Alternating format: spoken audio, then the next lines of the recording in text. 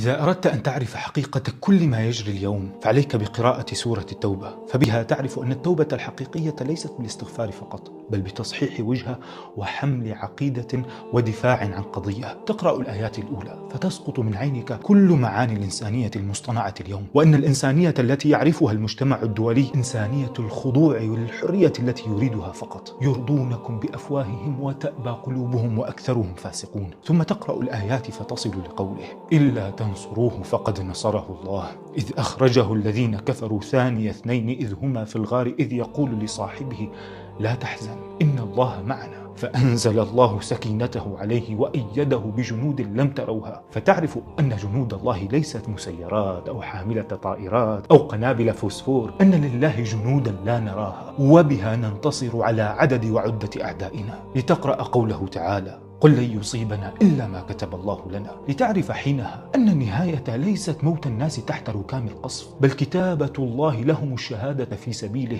ليدخلوا الجنة فيما بعد دون حساب. عندما تقرأ قوله تعالى: إن الله اشترى من المؤمنين أنفسهم وأموالهم بأن لهم الجنة يقاتلون في سبيله فيقتلون ويقتلون وعدا عليه حقا في التوراة والإنجيل والقرآن، ومن أوفى بعهده من الله فاستبشروا ببيعكم الذي بايعتم به وذلك هو الفوز العظيم.